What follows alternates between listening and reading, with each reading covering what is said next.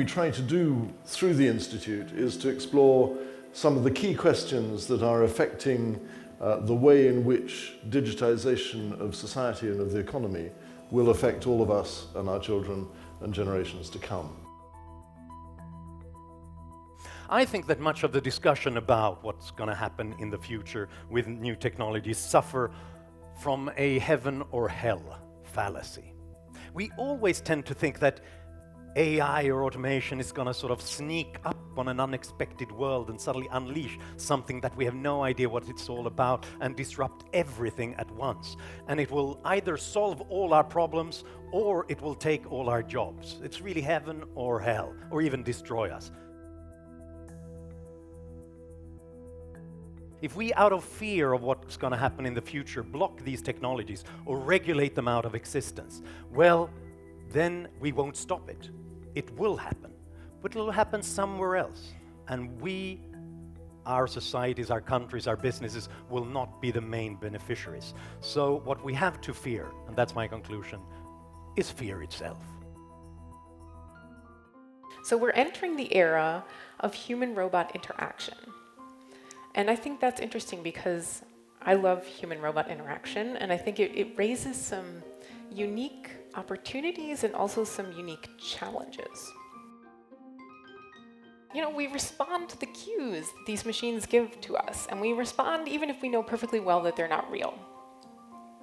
And the reason this matters is because if you're integrating robots into workplaces, into households, into public spaces, you need to understand that people interact with them a little bit differently than other devices. Maybe it's unethical to give people the sense of nurturing something that's not alive. And I see that point, you know, on a philosophical level, on a human dignity level, sure. But on a practical level, you have to also consider some of the alternatives that we're using now, because this robot has been used to calm distressed patients instead of giving them medication. So whether that's really such an unethical use, I'm not so sure. The question I'm most interested in is not can we measure people's empathy, it's can we change people's empathy? So could we use robots therapeutically to have a positive effect on people's behavior? Bonjour, je m'appelle Nao. Je suis un robot humanoïde imaginé et conçu en France. Of course, as the designers, we make decisions every day about how we program, how we conceive these behaviors. And so having this worldwide conversation about the ethical issues is actually really important for us to be on the right path. With our voices, what we try to do is modify them a little bit technically with the pitch to make it so that the voice itself might not have a very clear gender. So when you listen to maybe recordings on the internet of Pepper speaking, it could probably go either way. You could listen to it speak English or French, and it doesn't really have a clear gender to it. When we did a project for a service robots that could navigate autonomously in the city to collect garbage, it was funded by the European Commission, and at the end of the project we had to do some demonstrations in real cities, because that was the purpose of the call, to demonstrate the real use of these service robots. And we had a lot of problems because the cities could not accept an autonomous robot in the streets. There will be questions of liability, of safety, security, of privacy, of ethical design. Is it possible to have ethical design in robots? But then, of course, you come to the point that you have more questions than answers.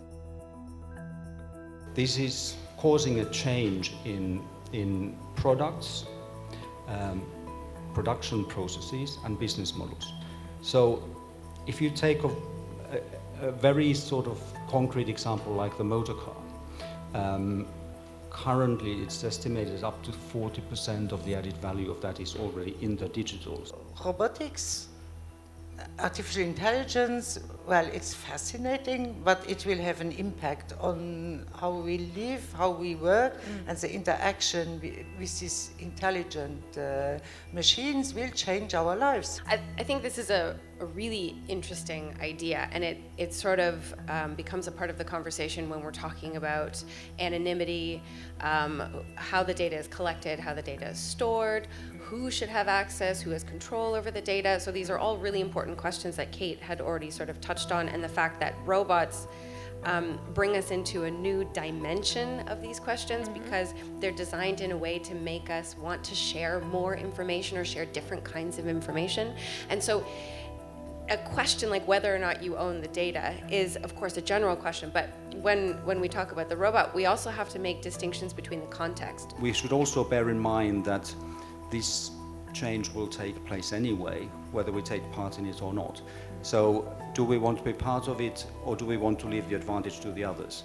And then maybe lose also the excellence, the know-how we have. So one part of the activities we have focuses on maintaining excellence in Europe in these key areas, because if we lose that know-how, if we lose ownership of some of this technology, we may lose out. We don't benefit from it, or we don't benefit from it as much as we would otherwise. So it may no longer happen on our conditions based on our values.